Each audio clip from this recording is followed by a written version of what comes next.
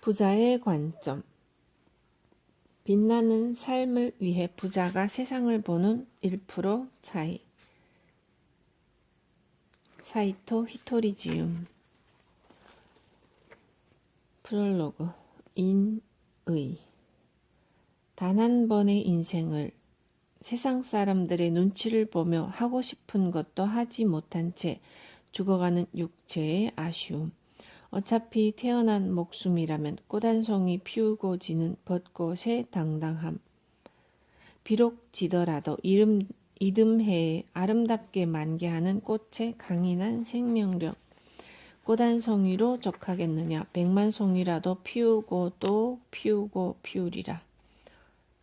하늘에서 내려다보는 신이시여, 나의 멋진 삶의 모습을 구석구석 살펴주소서. 이 책은 믿기 어려운 것들을 담고 있다. 이 책을 처음 접한 사람이라면 이상한 책이다, 별난 사람이 다 있구나 라는 생각이 들 것이다. 하지만 나에게 이 모든 것은 상식이고 진실이다. 내 말을 믿은 제자들은 현재 풍요롭고 행복한 삶을 누리고 있다. 나는 무리하게 믿으라고 강요하지 않는다. 이런 생각도 있다는 것만 알아줘도 그것으로 족하다. 사이토 히토리. 괴짜 부자의 명언. 공감 한 줄. 눈에 보이는 것만 믿고 사는 사람은 그만큼 세상을 좁은 시야로 바라본다. 욕심은 적당한 선에서 타협점을 찾아야 한다. 즉 본인이 곤란해지지 않을 정도에서 타협해야 한다. 만일 마음이 고통스럽고 아프다면 자신이 지나친 욕심을 부리고 있는 것은 아닌지 생각해보자. 인생은 고속도로와 같다. 3차선이 있다고 치면 가운데쯤을 달리면 된다. 당연하다는 말만큼 차가운 말은 없다. 주변에 대단한 사람을 알아보지 못하는 것은 그 사람에게 세상을 보는 안목이 없기 때문이다. 행복은 결국 당연한 일에 얼마만큼 기뻐할 수 있느냐에 달려있다. 행복이란 생각이다. 행복하다는 의지다. 자신에게 없는 부분을 파고들어봤자 고통스러울 뿐이다. 사람이라면 자신이 겪어보고 싫었던 일을 남에게 시켜서는 안 된다.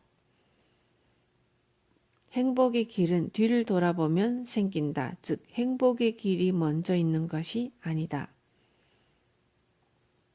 인간은 오늘 하루를 열심히 산 만큼 성장한다. 그래서 상상하지 못할 만큼 엄청난 일은 일어나지 않는다. 절대로 힘들다고 생각하지 않는다. 힘들다고 생각한들 일이 해결되는 것은 아니니까. 자신이 멋지게 성장할수록 주변에 멋진 사람이 모이게 된다. 세상 일은 평소 생각하고 행동하는 대로 흘러간다. 인간은 서로 돕고 부족한 점을 채워주면서 살아가는 존재다.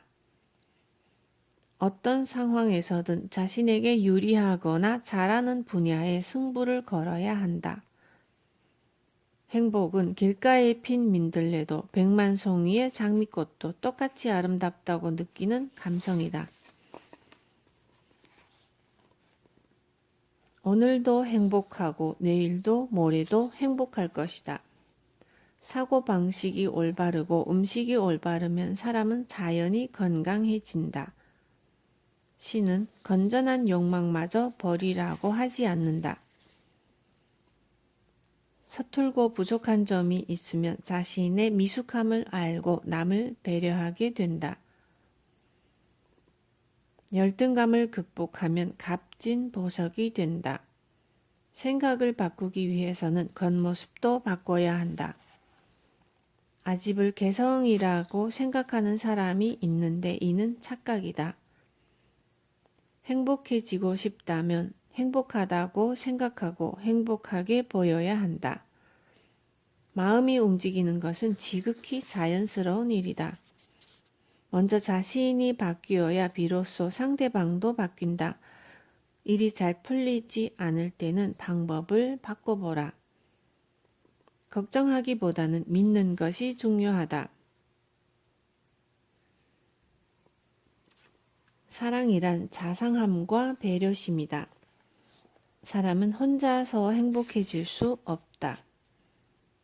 가르침이란 가르치는 것이 아니라 서로 배우는 것이다.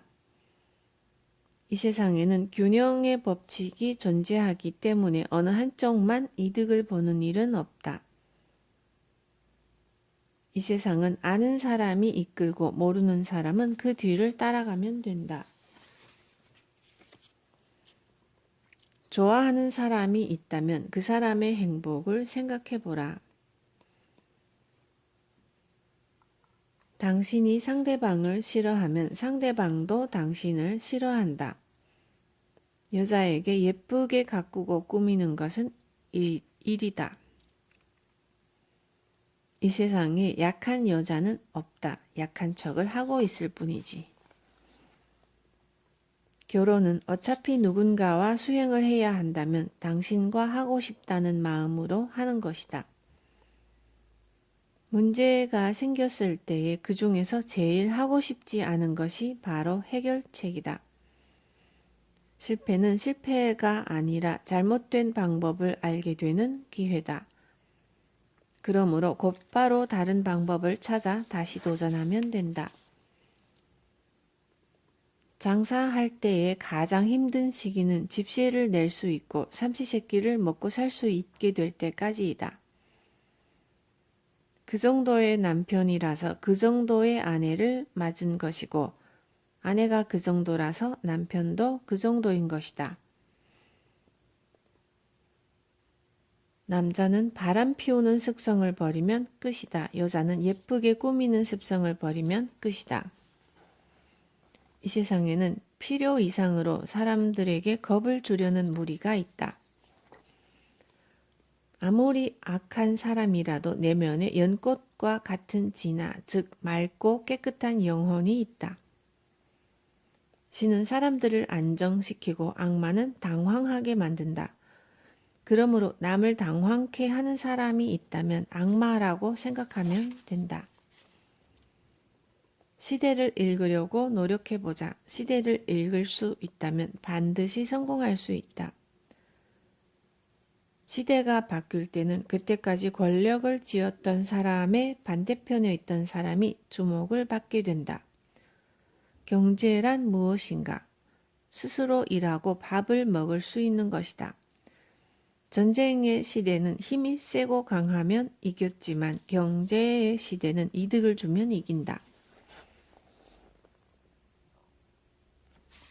자신의 존재가 누군가에게 이득이 되는 사람이 바로 이 시대의 승자이자 정답이다. 무사의 시대에는 웃지 말아야 강해 보였지만 지금은 그런 시대가 아니다. 웃는 얼굴이 아니면 오히려 이상해 보인다. 만일 어떤 남자가 여자에게 인기가 많길 바란다면 여자에게 이득이 되는 사람이어야 한다. 낳고 싶은 물고기가 좋아하는 것을 낚싯밥으로 매달아야 물고기를 잡을 수 있다. 우리는 남편과 아내를 바꿔서는 안 된다. 그런 남편과 그런 아내와 행복해지는 방법을 생각해야 한다. 인생은 주어진 환경 속에서 행복해지는 게임과 같다. 우리는 지금까지 살아온 경험을 바탕으로 오늘 하루를 살면 된다. 시련을 당하든 실패를 하든 경험이 하나 더 늘었을 뿐이니까 그렇게 늘어난 경험을 바탕으로 또다시 내일을 살면 된다. 신은 자신의 생활을 망치면서까지 남을 도우라고 하지 않는다. 제일 먼저 행복해져야 할 사람은 자기 자신이다. 일하러 간다는 것은 일터에서 싫은 일을 하기 때문에 그 대가로 돈을 받는 것이다. 자신이 아무리 옳은 일을 하더라도 반대하는 사람은 반드시 있다. 그 사람은 당신의 인생을 한층 더 재미있게 해주는 역할을 맡은 것이다. 우리는 행복해지려고 노력하면 안 된다. 지금 당장 행복하다고 생각해야 한다. 그리고 행복한 상태에서 움직여야 한다. 여자에게 인기가 많길 바라는 남자는 남자들끼리의 싸움에서 이겨야 한다. 여자에게 인기가 있었으면 좋겠다며 여자 꽁무니만 절절 쫓아다니면 안 된다. 그런 사람은 스토커다. 여러 생각을 했지만 역시 일하지 않고 먹고 살 수 있는 방법은 없었다. 이 세상에 사는 한 어차피 경쟁은 피할 수 없다. 이 세상은 그런 곳이다. 누군가에게 필요한 사람이 되면 어디를 가든 즐겁다. 돈을 갖는데도 법칙이 있다. 그 사람의 특기가 사회에 도움이 될 때에 비로소 돈이 들어오게 되어 있다. 인간이 결혼을 하는 이유는 수행을 위해서다. 이상은 이룰 수 없다고 포기하는 것이 아니다. 가까이 다가가기 위해 노력해야 한다. 위를 목표로 올라갔다면 가야 할 정상은 하나뿐이다. 옆길로 새거나 아래로 내려가면 길을 잃게 된다. 자신이 알고 있는 것 또는 할 수 있는 것을 통해서 남에게 도움이 되는 삶의 방식을 택하는 것이 바로 성공의 법칙이고 행복하게 사는 방법이다. 용기를 내서 실행에 옮겨보자. 용기란 두려워하지 않는 것이 아니다. 두려워도 실행에 옮기는 것이 바로 용기다. 환경이 중요하다고 하지만 곧게 뻗은 삽목나무 사이에 소나무를 심어도 소나무는 굽어 자란다. 뒷말을 했던 사람은 언젠가 자신이 그런 말을 듣게 되는 일이 생긴다.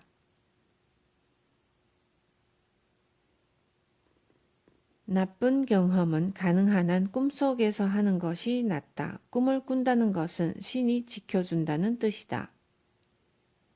우리는 경험을 하기 위해서 이 세상에 태어났다. 불가능이란 인간의 지혜가 미치지 않는다는 뜻이다. 빛과 어둠이 공존할 수 없는 것처럼 사랑과 두려움도 공존할 수 없다. 인과는 반드시 찾아온다. 자신이 뿌린 씨는 좋은 것이든 나쁜 것이든 반드시 자신이 거두어야 한다. 우리가 반드시 알아야 할 것은 무엇을 위해서 태어났느냐다. 첫 번째, 행복.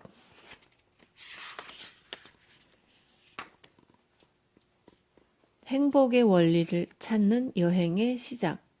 대부분의 사람들은 행복해지고 싶다고 하면서 아무렇지도 않게 불행해지는 길을 걷는다. 행복에는 원리, 즉 근본이 되는 이치가 있다. 진심으로 행복을 원한다면 행복의 이치를 알아야 한다. 자, 그럼 진정한 행복을 찾아서 함께 여행을 떠나볼까? 보다 넓은 시야로 세상을 바라본다. 우선 이치란 무엇인가에 대해 생각해 봐야 하는데 세상 사람들이 알고 있는 세상의 이치와 내가 알고 있는 세상의 이치에는 작은 차이가 있다. 어떤 차이인가 하면 일반적인 세상 사람들보다 내가 더 넓은 시야로 세상을 바라본다는 점이다. 구체적으로 말하자면 이 세상에 대해 좀 더 깊이 알려면 저 세상에 대해서도 알아야 한다는 뜻이다. 인간의 육체는 죽으면 사라진다. 그러나 영혼은 죽지 않는다. 인간은 영혼을 향상시키기 위해서 저 세상에서 이 세상으로 몇 번이나 다시 태어난다. 즉, 삶은 저 세상에서 얻지 못했던 배움을 얻기 위한 영혼의 수행이다. 그리고 영혼의 부모는 신이다. 우리 개개인은 신의 분령을 받은 존재이다. 우리는 이 세상에 다시 태어날 때에 신과 상담을 하고 현생에서 이루어야 할 수행 과제와 수명을 정한다. 이렇게 사람의 영혼은 몇 번에 걸쳐 현생에 환생함으로써 영혼을 향상시켜 나간다. 나는 저 세상에 관한 것들을 믿는다. 간혹 나에게 인간은 정말로 환생하나요? 라고 묻는데 이런 사람들도 죽으면 히토리 씨의 말이 맞았구나 하고 깨닫게 될 것이다.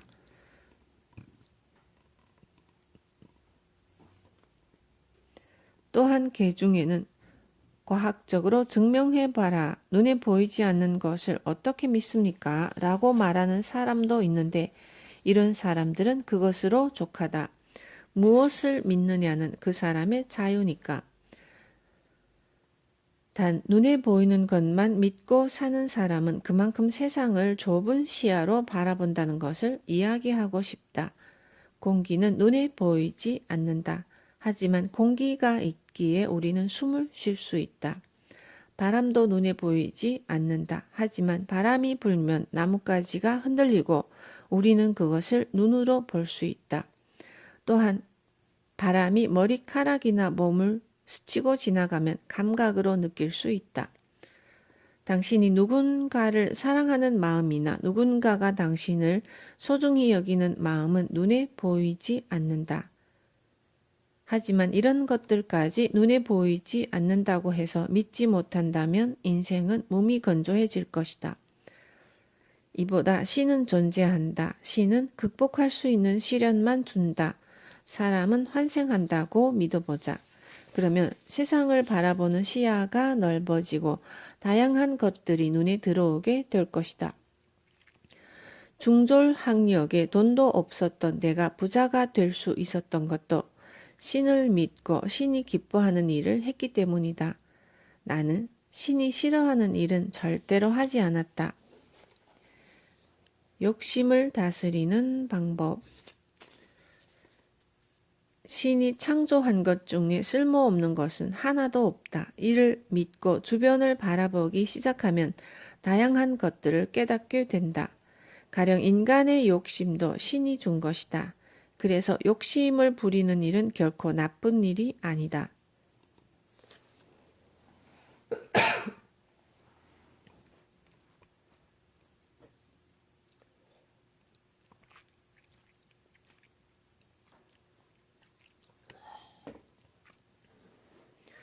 물론 욕심이 지나치면 안 되지만 욕심이 너무 없는 것도 좋지 않다. 예를 들어 남자는 여자를 좋아한다. 좋은 여자가 있으면 만나보고 싶다. 내 애인이었으면 좋겠다고 생각한다. 그럼 여자도 남자를 좋아할까? 그렇지 않다. 여자는 자신을 예쁘게 꾸미는 것을 더 좋아한다. 내 제자들 중에는 여자가 많은데 모두 멋을 내고 치장하기를 좋아한다. 이들에게 돈은 얼마를 벌어도 좋다. 하지만 꾸미는 데 쓰면 안 된다고 하면 아마 아무도 열심히 일하려 하지 않을 것이다.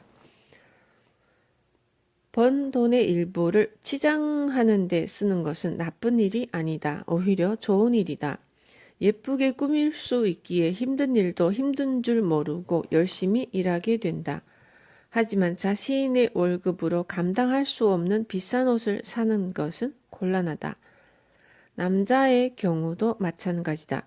아무리 여자가 좋더라도 애인을 여러 명 둔다면 나중에 큰일이 생긴다. 그러므로 들키지 않을 정도에 만족하고 만일 들켰다면 그때는 진심으로 사과해야 한다. 이렇게 욕심은 적당한 선에서 타협점을 찾아야 한다. 즉 본인이 곤란해지지 않을 정도에서 타협해야 한다. 여자라면 월급을 넘지 않는 범위 안에서, 남자라면 애인이나 아내에게 들키지 않을 정도에서. 참고로 정도는 사람과 환경에 따라 다르다. 음식이 지나치면 고통스럽다. 사람은 자신도 모르는 사이에 욕심을 낸다. 가령 내가 이렇게 글을 쓸 때 주변에 칭찬해 주는 사람이 있는가 하면 헐뜯는 사람도 있다. 당연한 일이다. 하지만 열심히 노력하는데 비난을 받으면 속상하기 마련이다. 그래서 나는 이럴 때면 모든 사람에게 칭찬받고 싶은 것도 욕심이라고 생각한다.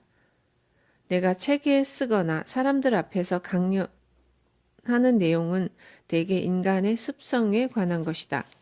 예를 들어 남자들은 바람을 피운다 혹은 여자들은 예쁘게 치장하려 한다는 습성이 있다와 같은 내용인데 간혹 그렇지 않다면 화를 내는 사람도 있다. 하지만 이는 철은 뜨거우면 늘어난다는 사물의 성질처럼 당연한 이치다. 그럼에도 용납할 수 없다는 사람이 나타나기도 한다. 이렇듯 당연한 이치마저 누구나 인정하지 않는데 하물며 모든 사람이 자신을 좋아했으면 하고 바라는 것은 욕심이 아니겠는가? 또한 사람들이 자신을 싫어해도 괜찮다고 생각하는 것도 이상한 일이 아니겠는가? 따라서 우리는 적당한 선에서 타협을 해야 한다.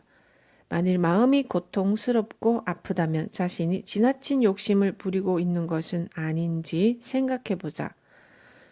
사람에게는 다양한 욕심이 존재하기 때문에 우리는 그것이 어떤 욕심인지 모른다. 명예욕일 수도 있고 출세욕일 수도 있다. 또한 사람이라면 누구나 마음속에 욕심이 존재하는데 그 욕심을 아예 버리라고 하는 것은 어불성설이다. 단 지나치게 욕심을 부려서는 안 된다.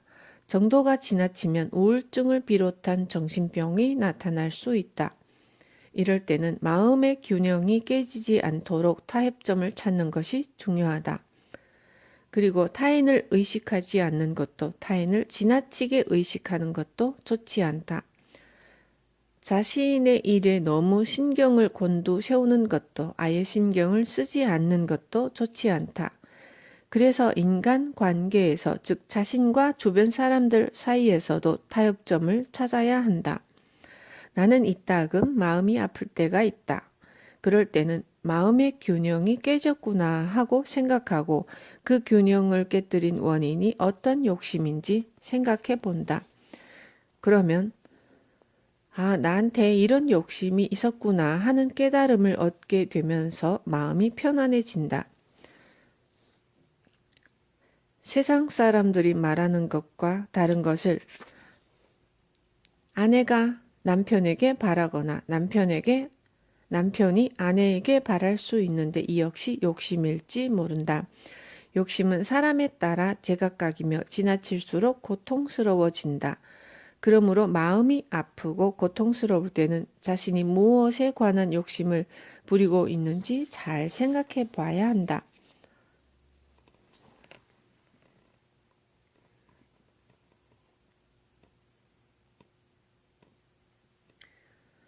너무 잘나도 피곤하다. 최근에 나는 이런 생각이 든다. 나는 일을 하면서 상품을 개발하고 상품명이나 판매 방법을 고민한다. 그리고 일과 삶의 방식에 관한 책을 쓰거나 강연을 하기도 한다. 처음 만나는 사람이라도 어떻게든 도움이 되기를 바라는 마음에 나는 2,000명 앞에서든 1명 앞에서든 똑같이 최선을 다한다. 그래서 때때로 이런 자신이 너무 잘나고 멋진 것이 아닌가 싶기도 하다. 그런데 너무 멋진 것도 너무 잘난 것도 좋지 않다는 생각이 든다. 사람이 너무 잘난 것도 보기 좋은 것만은 아니다. 그럴 필요도 없는 것 같다. 나는 잘나고 멋진 사람보다 즐거운 사람이 좋다. 얼마 전에 일본에는 위대한 정신적 지도자가 3명 있는데 그 중에 한 사람이 바로 사이토 히토리 선생님이다 라는 말을 들었다. 그런데 이 말을 듣고 전혀 기쁘지 않았다. 그보다 히토리 씨와 함께 있으면 즐거워요 라는 말이 더 기쁘게 느껴진다. 인생은 고속도로와 같다. 3차선이 있다고 치면 가운데쯤을 달리면 된다. 만일 갓길로 치우치게 되면 벽에 부딪히거나 다른 차와 부딪힐 수 있다. 그래서 욕심이 아예 없는 것도 안 되고 욕심을 지나치게 부리는 것도 안 된다. 그런데 욕심은 돈에만 국한되지 않는다. 예를 들어 남에게 험담을 듣지 않도록 반듯하게 살려는 욕심도 있다. 이러한 삶의 방식은 훌륭하지만 그렇게 살아도 주변에 험담하는 사람은 있기 마련이다. 어떤 삶의 방식으로 살아가든 뒷말하기 좋아하는 사람들은 한다. 그러니 험담을 듣지 않으려는 것도 욕심이고 결국 자기 마음만 고통스러워질 뿐이다. 그러므로 무슨 일이 있을 때는 내가 어느 한쪽으로 치우쳐 있는 것은 아닌가 하고 자신을 재정비해보자. 세상에 당연한 일은 없다. 욕심도 그렇지만 사람은 자신도 모르는 사이에 여러 가지 것들에 익숙해지고 이내 당연하게 여기게 된다. 예를 들어 아내가 남편에게 당신은 나와 결혼했으니 나만 바라봐야 해요. 한눈 팔면 안 돼요. 라고 말하는데 이는 반드시 그래야 하는 것도 당연한 것도 아니다. 남자는 사랑하는 여자가 있어도 따로 마음에 드는 여자가 있으면 그 여자를 좋아하게 되는 습성이 있다. 따라서 만일 결혼하고 나서 한눈 팔지 않고 곧장 집으로 돌아오는 남편이 있다면 칭찬해 줘야 한다. 주변에 멋진 여자들도 많을 텐데 가족을 위해서 열심히 일해줘서 고마워요 라고. 나는 당연하다는 말만큼 차가운 말은 없다고 생각한다. 남편이니까 돈을 벌어오는 것이 당연하다고 말하기 이전에 고맙다고 말하자. 그리고 남편도 마찬가지다. 아내도 직장이나 아르바이트, 부업 등으로 한 달에 몇십만 원 혹은 몇백만 원을 벌 수 있다. 그렇다고 아내에게 용돈으로 몇백만 원을 줄 수 있는가? 밖에 나가면 몇백만 원을 벌 수 있는 사람이 집에 들어앉아 아무런 대가 없이 남편을 위해 일한다고 생각해보자. 얼마나 고마운 일인가. 결혼할 때도 대부분의 예비 신랑은 예비 장인 어른 앞에서 따님을 사랑하고 있습니다. 제게 따님을 주십시오. 라고 하는데 부모는 엄청난 돈과 애정을 쏟아 자식을 키운다. 그런 자식을 달랑 사랑하니까 주십시오. 라는 말 한마디로 데려가려 하다니 부모의 마음을 충분히 이해한 다음에야 요구해야 할 것이다. 여자는 예쁘게 꾸미는 것을 좋아한다. 그래서 옷이라면 100벌이든 1000벌이든 다 갖고 싶어 한다. 그런데 당신의 아내는 단 몇 벌로 만족하며 살아간다. 남자는 여자를 좋아한다. 그래서 여러 여자를 만나고 싶어 한다. 그런데 당신의 남편은 퇴근해서 곧장 집으로 돌아온다. 부부가 이런 점을 서로 이해하고 고마워한다면 화목해질 것이다. 부부 생활은 수행이다 라는 말은 남녀의 구조가 다르다는 뜻이다. 습성도 다르고 자란 환경도 다르다. 그런 남녀가 서로의 차이점을 이해하려고 노력한다면 그런 면이 있으면서 나를 위해서 이렇게 해주다니라며 고마움을 느끼게 될 것이다. 당연하다를 고맙다로 바꾼다. 여러 곳을 여행하다 보면 가끔 인사치레로도 맛있다고 말하기 어려운 국수집을 만날 때가 있다. 나는 그런 국수집에 가면 무심코 팁을 두고 나온다. 이를 보고 주변 사람들은 맛없는 국수집에 왜 팁을 두고 나옵니까? 라고 묻는데 그렇게 맛없는 국수로 가족을 부양했다고 생각해보자. 주인이 참 대단하지 않은가? 어쩌면 국수집 주인은 맛있는 국수를 만들 재능이 없을지도 모른다. 그럼에도 나쁜 길로 빠지지 않고 열심히 국수집을 꾸렸으니 대단한 사람이 아닌가? 맛없는 국수를 팔아서 딸을 대학에 보내고 시집을 보내고 가족을 부양하는 일은 결코 쉬운 일이 아니다. 얼마 전 전통여관에 묵은 적이 있다. 그런데 신기하게도 이곳의 직원들이 대부분 나이가 있는 편이었다. 이들도 처음 일을 시작했을 때는 젊었을 것이다.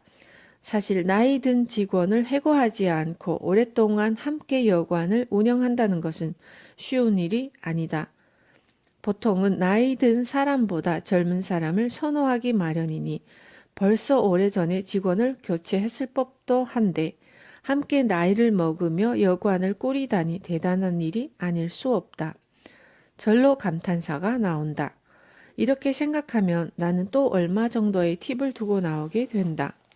그러면 함께 갔던 사람이 저렇게 서비스가 엉망인 곳에 왜 팁을 줍니까? 라고 묻는데 그렇지 않다. 이처럼 나와 같은 시야로 세상을 바라보면 우리 주변에는 대단한 사람이 꽤 많다. 그리고 그렇게 세상을 바라보면 행복해진다. 주변에 대단한 사람을 알아보지 못하는 것은 그 사람에게 세상을 보는 안목이 없기 때문이다.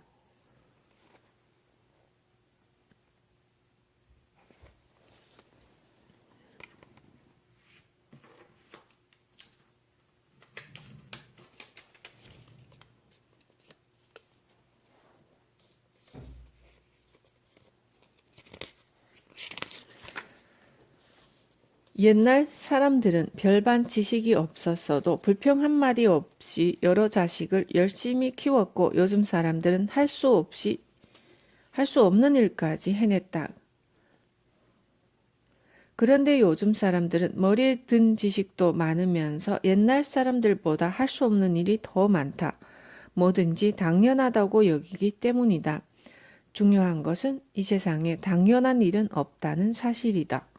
앞에서도 언급했지만 내가 가장 싫어하는 말이 그 정도는 당연하다는 말이다. 나는 회사에 출근하면 반드시 수고했어요. 고맙습니다. 라고 모든 직원들에게 말한다. 그리고 따뜻한 차를 내어주면 고마워요. 라고 인사한다. 사장에게 차를 내어주는 것은 절대 당연한 일이 아니다. 이와 마찬가지로 남편이 밖에서 돈을 벌어오는 것을 당연하게 여기면 그 사람의 인생은 척박해질 것이다. 그리고 직원이니까 일하는 것이 당연하다가 아니다. 열심히 일해주고 있으니 고마운 것이다. 이 세상 어디에도 당연한 일은 없다. 물도 무에서 나오지 않는다. 물 좀 주세요 라고 말해야 누군가가 가져다 준다. 우리가 물을 마실 수 있는 것도 수도 사업소에서 일하는 사람과 컵을 만든 사람이 존재하기 때문이다. 그래서 일본에서는 있을 리 없는 일이 일어났을 때, 즉 고마울 때 아리가토라고 말하는가 보다. 아리가토라는 일본어를 풀이해보면 잊기 어렵다는 뜻이다. 나는 쌀 한 톨도 수확해 본 적이 없지만 매일 쌀밥을 먹을 수 있다. 이는 누군가 나를 대신해서 농사를 지어준 덕분이다. 나는 어부가 아니기 때문에 생선을 낚아본 적이 없지만 생선을 먹을 수 있다. 참으로 고마운 일이다. 그런데 누군가는 이를 당연하다고 말한다. 당연하다를 고맙다로 바꿔보자. 그러면 인생에 꽃이 필 것이다. 행복 레이더의 감도를 높인다. 당연한 일에 감사하기 시작하면 더 많은 행복을 느낄 수 있다. 행복은 결국 당연한 일에 얼마만큼 기뻐할 수 있느냐에 달려있다. 나는 매일 아침, 점심, 저녁 세 끼를 먹을 수 있는 것이 기쁘다. 어떤 반찬이 나와도 기쁘다. 이는 맛있는 요리를 먹을 수 있어서 고급 레스토랑에서 먹을 수 있어서 기쁜 것이 아니다. 행복에 둔한 사람은 장미꽃 100만 송이를 봐야 그제야 예쁘다고 말한다. 하지만 장미꽃 100만 송이는 좀처럼 보기 어렵다. 그보다 길가에 핀 민들레를 보고 예쁘다고 생각하는 것이 행복이 아닐까? 조그만 꽃을 보더라도 예쁘다고 생각하면 매일 행복해진다. 즉 행복을 느끼는 레이더의 감도를 항상 높여두는 것이 중요하다. 레이더의 감도가 떨어지면 눈앞에 있는 행복을 놓치게 되지만 감도를 높이면 자신의 주변에 얼마나 많은 행복이 있는지 알게 된다. 6평짜리 원룸에 살던 사람이 10평짜리 원룸에 살게 되는 것도 행복이다. 하지만 그것이 방 2개에 다이닝 키친이 있고 고급 빌라나 단독주택이 아니면 안 된다고 하면 끝이 없다. 행복은 물질이 아니다. 마음으로 느끼는 것이다. 그렇기 때문에 항상 자신의 행복 안테나를 켜두어야 감도가 떨어지지 않는다. 만일 당신이 지금의 행복을 느끼지 못한다면 행복을 느끼게 해주는 안테나가 잘 서 있는지, 레이더의 감도가 낮지는 않은지 점검해보자. 그러면 여기도 있네, 뭐라?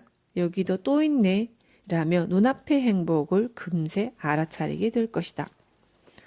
조건부 행복은 행복이 아니다.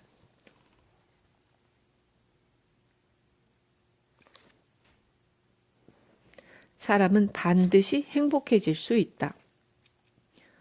행복해지는 것은 권리가 아니라 의무다. 그런데 행복해지려면 먼저 행복의 원리를 알아야 한다. 행복의 원리란 행복한 사람이 행복을 향해 달려가면 더 많은 행복을 누릴 수 있다는 것이다. 구체적으로 말해서 행복해지고 싶다면 지금 당장 행복하다고 생각하면 된다. 이걸 하면 행복하다, 저걸 가지면 행복하다가 아니다. 지금 당장 행복해지면 된다. 지금을 바꾸지 않고 있는 그대로 행복하다고 생각하자. 그리고 행복을 향해 달려가면 더 큰 행복을 누릴 수 있다. 반면 불행한 상태에서 행복을 원하면 불행은 눈덩이처럼 크게 불어난다.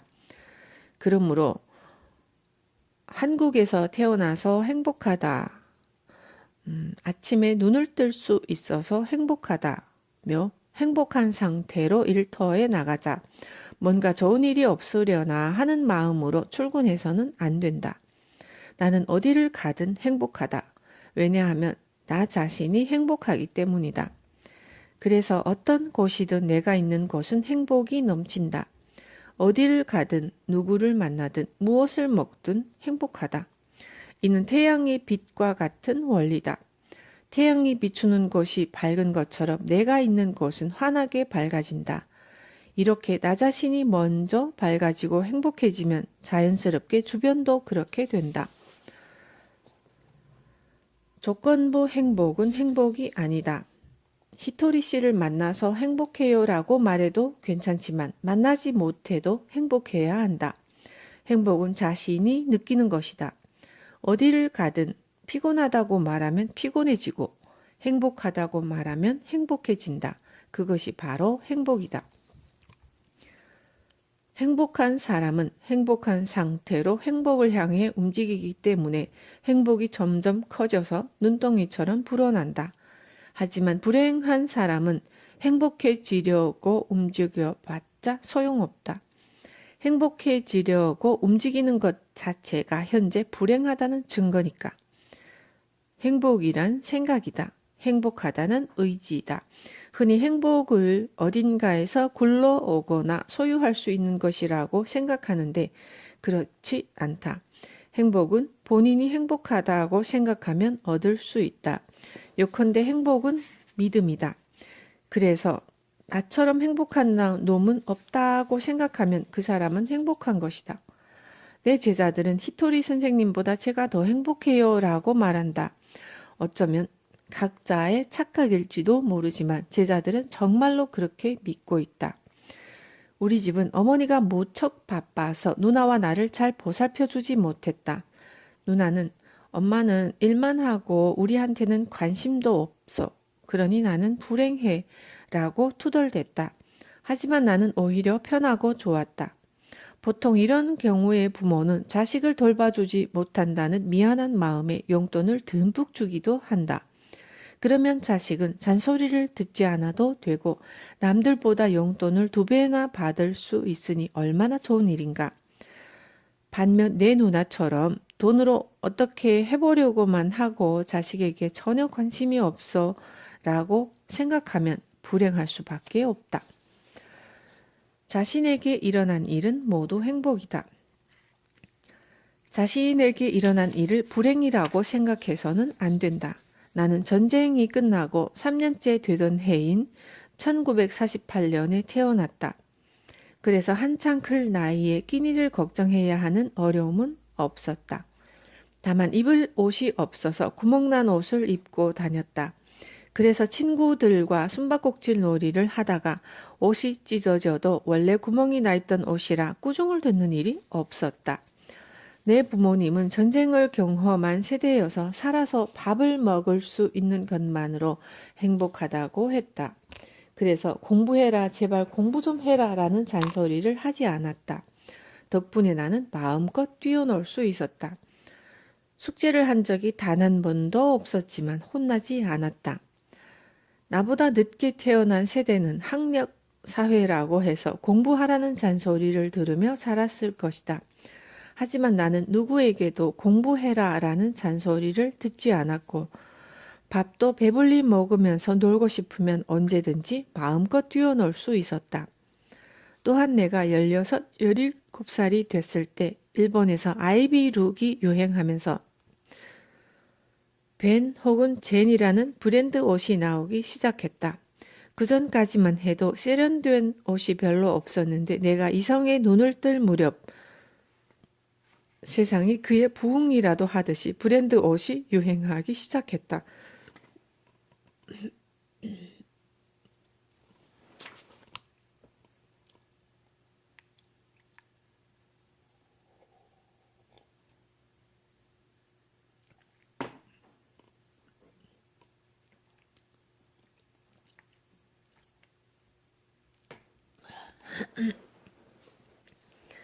나는 이러한 이유로 나처럼 운 좋은 놈은 없을 거야 라고 생각한다.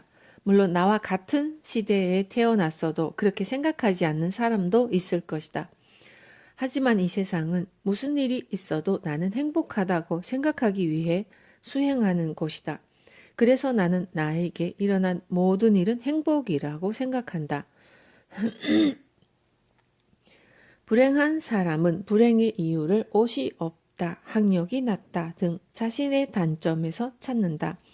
하지만 자신에게 없는 부분을 파고들어 봤자 고통스러울 뿐이다. 그보다는 자신에게 있는 부분에 주목하도록 하자. 그러면 자신이 얼마나 행복한지 깨닫게 되고 자신에게 있는 것을 활용해서 더 큰 행복을 누릴 수 있다. 부모의 말을 들으면 안 들으면 고생한다. 나는 중졸이다. 부모님은 내가 고생하지 않았으면 하는 바람에 고등학교, 대학교까지 보내고 싶어 했다. 하지만 나는 부모님 말씀을 듣지 않았고 결국 또래보다 일찍 사회로 나가서 고생했다. 그렇지만 즐거웠다. 세상의 눈으로 바라보면 고생하는 것처럼 보였겠지만 나 자신은 즐거웠다. 부모님 말씀을 안 들으면 고생한다는 말은 맞다. 하지만 고생이라는 것은 세상 사람들이 말하는 일반적인 의미일 뿐 본인이 자처해서 하는 고생은 즐겁다.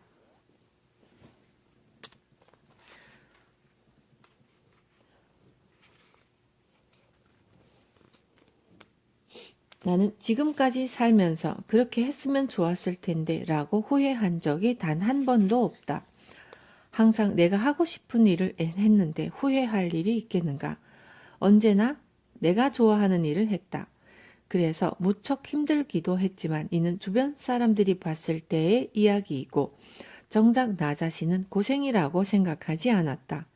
당연한 일이라고 생각했다. 어차피 하고 싶은 일을 해도 고생은 하고 싶은 일을 하지 않아도 고생은 한다. 아마 내 이야기를 책으로 쓰면 재미없을 것이다. 왜냐하면 하고 싶은 일만 해왔으니까. 그 대신 나는 항상 행복하다. 산다는 것은 힘든 일이다. 어차피 힘들 거라면 좋아하는 일을 하는 편이 낫지 않은가? 좋아하는 일이라면 힘들어도 참을 수 있으니까. 어쨌든 나는 내 인생이 무척 즐겁기에 다시 태어난다면 이것만은 꼭 하고 싶다는 바람은 없다. 그저 지금과 똑같은 일을 하고 싶다. 앞에서도 언급했지만 나는 또래보다 일찍 사회로 나와서 사람들이 생각하는 것보다 몇 배는 더 고생했다. 하지만 내가 고생했으니까 다른 사람도 고생해야 한다고 생각하지 않는다. 또 젊은 시절에 열심히 노력하는 나를 방해하거나 발목을 잡았던 사람은 있었지만 나를 도와준 사람은 거의 없었다. 그렇다고 모든 사람이 나처럼 고생해봐야 한다고 생각하지는 않는다.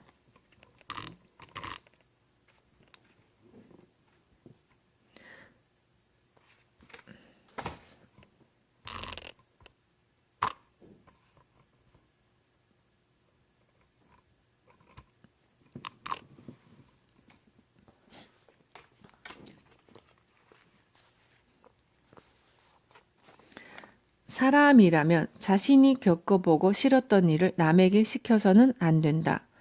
고생은 자신이 하면 그만이다. 다른 사람을 고생시킬 필요는 없다. 고생하고 있다면 그 사람을 도와주자. 예를 들어 자신이 함정에 빠졌던 일이 있다면 여기는 함정이야 라고 다른 사람에게 알려주자. 너도 한번 빠져봐라 라고 생각하면 안 된다. 그리고 동아리에서 선배가 잘난 척을 하는 것을 보고 기분이 나빴다면 자신이 선배가 되었을 때에 잘난 척을 하지 않으면 된다. 이처럼 자신이 경험해서 좋거나 기뻤던 것은 다른 사람도 경험할 수 있게 도와주되 싫었던 것은 시키지 말아야 한다. 고생시키기보다 해줄 수 있는 일은 해주자. 젊어서 고생은 사서도 한다는 말이 있다. 하지만 자신도 고생했으니 상대방도 똑같이 고생해야 한다고 생각하면 아무런 발전이 없다. 제자 중 한 명이 사업을 시작할 때 제가 과연 사장이 될 수 있을까요? 하며 불안해했다. 나는 물론 될 수 있죠 라며 그를 다독였다. 그가 훌륭한 사장이 될 수 있도록 물심양면으로 도울 생각이었기 때문이다. 남을 위해서 자신이 할 수 있는 일이 있다면 해주면 된다. 가르친다는 것은 왠지 매정한 느낌이 들지 않는가? 돕는다는 것은 내가 가르쳐 줄 테니까 해봐라 라가 아니라 옆에서 같이 해주다 보면 자연히 그 사람도 할 수 있게 된다. 내 제자들은 모두 사장이 됐다. 내가 가르쳐 줬기 때문이 아니라 내가 할 수 있는 일을 해줬기 때문이다. 할 수 있는 사람이 하면 그만이다. 그런데 사람들은 남을 돕기는커녕 자신보다 잘 되면 배가 아프다며 회방을 놓는다. 이러한 삶의 방식은 옳지 못하고 그야말로 저질 중에 저질이다. 나는 항상 즐겁고 기쁘게 살고 있으며 모두에게 마음이 기쁘면 행복해집니다. 라고 말한다.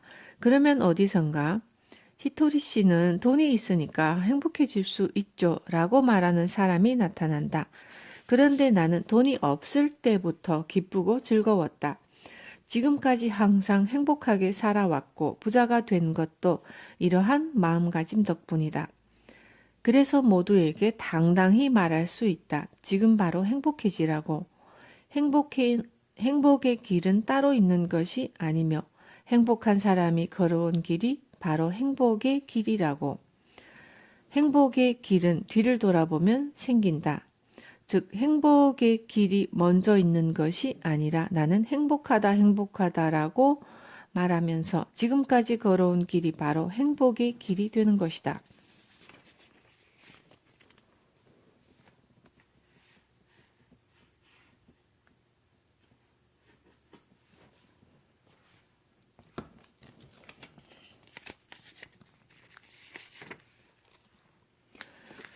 이렇게 우리는 행복의 길을 만들어 간다. 그리고 내가 걸어온 행복의 길을 현재 제자들과 다른 사람들이 걷고 있다. 물론 나도 고생은 했다. 다만 그것을 고생이라고 생각하지 않았을 뿐이다. 무슨 일이 있어도 젠장, 왜 이런 일이 나한테 일어나는 거야? 라고 생각하지 않았다. 그리고 앞으로도 절대 그렇게 생각하지 않을 것이다. 지금까지의 경험을 바탕으로 오늘을 산다. 현재 자신의 나이를 떠올려 보자. 20세라면 20년, 30세라면 30년간의 경험을 통해서 얻은 지혜를 가지고 있는 것이다. 자, 이제부터 몇십 년의 경험을 통해서 얻은 지혜로 오늘 하루를 살아보자. 어떤 시련이 닥쳐도 우리에게는 몇십 년을 쌓아온 경험이 있다. 그 지혜를 살려서 오늘 하루를 기분 좋게 살자. 그러면 내일의 오늘 하루의 경험이 더해질 것이다. 3살짜리 꼬마는 고작 3년의 경험으로 살아야 하지만 우리에게는 몇십 년이라는 경험을 통해 얻은 지혜가 있다. 그러니 우선 오늘 하루를 기분 좋게 살자. 그러면 반드시 내일이 올 것이다. 그리고 내일이 오면 또 그 하루를 또 기분 좋게 살자. 인생은 그렇게 오늘과 내일의 반복이다. 인간은 오늘 하루를 열심히 산 만큼 성장한다. 그래서 성장하지 못할 만큼 엄청난 일은 일어나지 않는다. 반드시 자신이 극복할 수 있는 일만 일어난다. 두 번째는 마음. 불리한 것을 생각하면 뇌는 정지한다. 행복은 결국 마음속으로 무엇을 생각하느냐에 달려있다. 참고로 인간의 뇌는 가만히 내버려 두면 사고를 멈추는데 이런 뇌의 원리를 알아두면 살면서 더 자주 이득을 보게 될 것이다. 주변을 둘러보면 입버릇처럼 저는 우울해요, 마음이 아파요, 힘들어요 라고 말하는 사람이 있다. 하지만 그들에게 닥친 시련은 누구나 경험하는 것이다. 시련을 당했을 때 애인에게 차였어요 라며 우울해하기만 한다면 아무런 발전이 없다. 잠시 슬퍼하고 우울해하는 것은 괜찮지만 언젠가는 극복하고 일어서야 한다. 나에게도 시련은 닥치게 마련이다. 신이 히토리, 자네는 특별 대우를 해주겠네. 힘든 일이나 시련은 없을 걸세 라고 말해줄 리가 없다. 누구에게나 힘든 일은 반드시 있다. 다만 나는 그런 상황에 부딪혔을 때 힘들다고 생각하지 않는다. 재미있는 일이 일어났구나 라고 생각한다. 절대로 힘들다고 생각하지 않는다. 힘들다고 생각한들 일이 해결되는 것은 아니니까. 인간의 뇌는 큰일 났어. 힘들다는 생각만 해도 수비 자세로 돌아서고 결국 사고를 멈춰버린다. 하지만 재밌는 일이 벌어졌어. 자, 이제 뭘 할까? 라고 생각하면 뇌가 활력을 얻고 답을 몇 개라도 찾기 위해서 움직인다. 또한 자신에게 불리하거나 부정적인 언어를 사용하면 뇌는 활동을 멈춘다. 예를 들어 나는 중졸이니까 라고 말하면 뇌는 중졸로 살면 되는데 사고할 필요가 있겠어? 라며 활동을 멈춰버린다. 반대로 남들보다 일찍 사회에 나왔으니 어디 한번 해보자 라고 말하면 그럼 이제 어떤 일을 하지? 하고 뇌가 움직이기 시작한다. 이처럼 인간은 자신에게 불리하거나 부정적인 언어를 사용할 때 행동을 멈추고 게을러지게끔 되어 있다. 당신에게 일어난 일은 마음이 이끈 것이다. 결국 마음속으로 무엇을 생각하느냐에 따라 자신에게 일어날 일도 달라진다.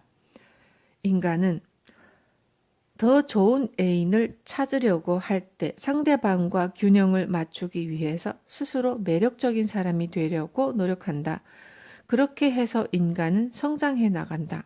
그런데 애인에게 차였다며 우울해하기만 한다면 어떻게 될까? 지금보다 훨씬 더 형편없는 애인이 나타날 것이다. 끼리끼리 뭉친다는 말처럼 그런 사람만 꼬이게 된다. 이것이 바로 끌어당김의 법칙이다. 결과적으로 지옥의 끝이 없는 것처럼 최악으로 치닫게 될 것이다. 우울해하면 우울해한 만큼 그에 어울리는 사람이 다가올 테니 주의하자. 이렇게 자신이 더 나은 사람이 되면 반드시 그에 걸맞은 인격의 소유자가 나타난다. 즉 자신이 멋지게 성장할수록 주변에 멋진 사람이 모이게 된다. 그리고 이렇게 모인 사람들끼리 성장하면 세상은 더 멋진 곳이 된다. 가보면 알겠지만 지옥보다 천국이 좋다. 그리고 지옥도 가는 사람의 파동에 따라 각자 가는 곳이 다르다. 예를 들어 험담을 자주 하던 사람은 그런 사람들이 모이는 곳에 가게 된다. 이 역시 끌어당김의 법칙이다. 약자를 따돌리며 괴롭혔던 사람은 그런 사람들이 모이는 곳에 가게 된다. 지옥은 그런 곳이다. 좋다, 싫다가 너무 심하면 약해진다. 좋다, 싫다도 결국은 본인이 어떤 사고방식을 갖고 있느냐에 따라 달라진다. 예를 들어 이 음식은 좋다, 저 음식은 싫다 하며 가려 먹는 사람은 사람도 가려서 만나려는 경향이 있다. 나는 어렸을 때에 어떤 음식을 못 먹으면 어머니에게 남자가 그런 것도 못 먹니? 라는 핀잔을 들었다. 편식하지 마라가 아니라 그 음식을 먹지 못하면 너는 진 거야. 고작 그런 것에 지는 사람이 되고 싶니? 라는 이론이었다. 외가는 대대로 군인을 배출한 집안이다. 그래서 음식과 옷에 불평하는 사람이 없다.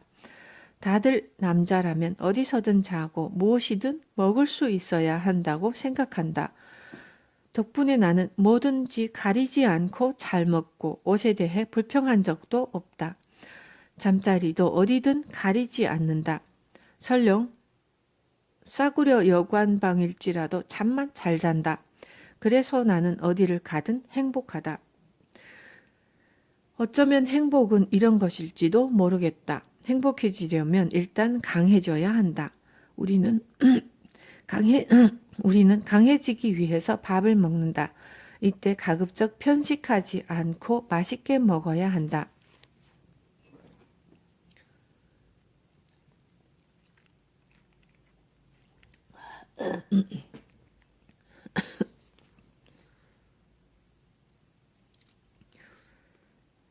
이렇게 해서 강해지면 스스로 도울 수 있고 더 나아가 남도 도울 수 있다. 사실 이렇게 말해도 좋다, 싫다를 가리는 버릇은 고치기 어렵다. 하지만 사람을 가려서 만나려는 버릇만은 고치는 편이 본인에게 좋을 것이다.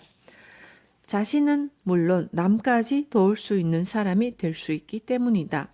그리고 더욱 강해지면 보다 많은 사람들을 도울 수 있다. 처음부터 남을 도울 수 있을 정도로 강하면 얼마나 좋겠는가.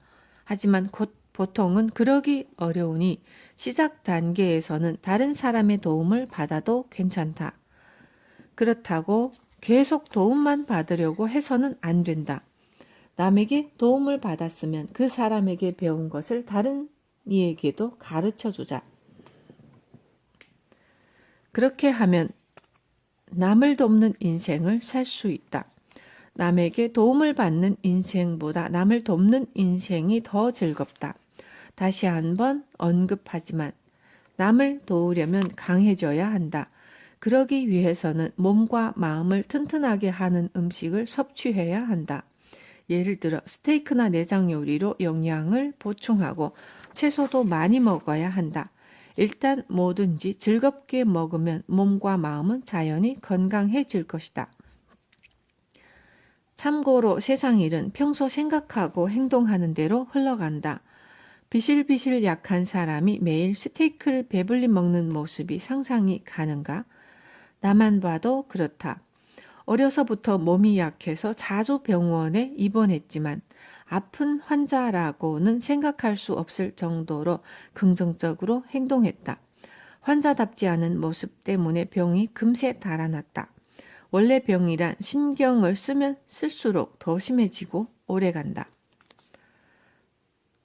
자신에게 주어진 카드로 이긴다.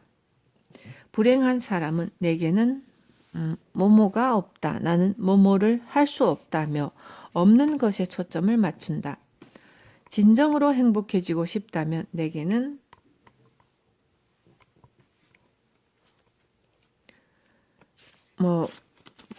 뭐뭐가 있다, 뭐뭐도 있다 라며 있는 것에 초점을 맞춰야 한다. 그래야 행복해진다.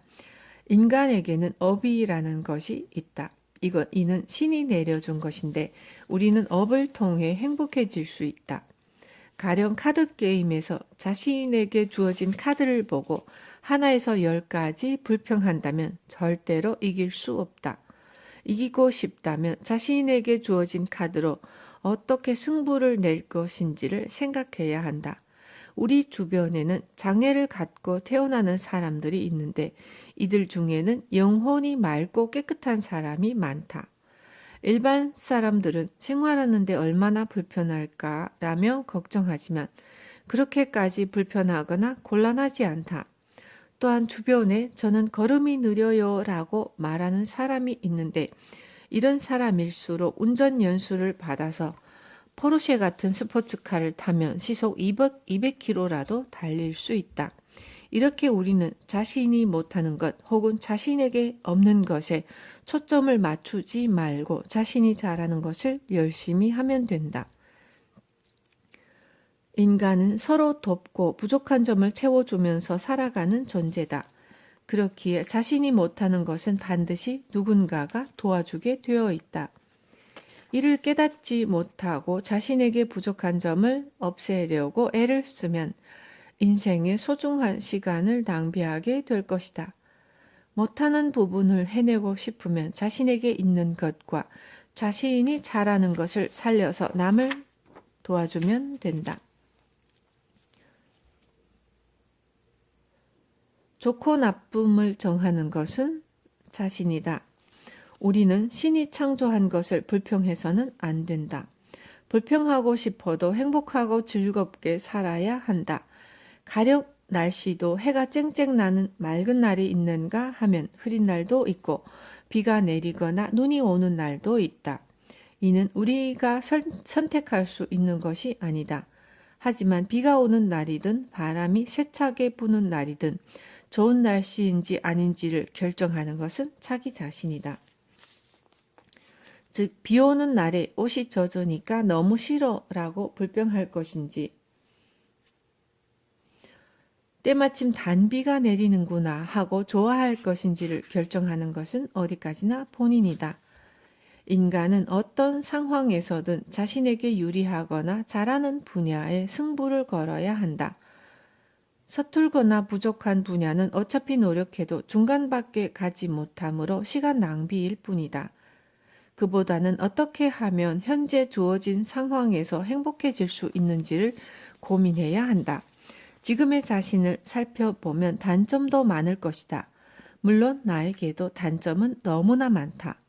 스타일이 촌스럽다거나 성격이 나쁘다거나 혹은 이가 튼튼하지 않다거나 위장이 좋지 않다거나 등등. 앞에서도 언급했지만 인간의 행복은 행복해지려는 의지에 달려있다. 이와 마찬가지로 건강해지는데도 의지가 필요하다.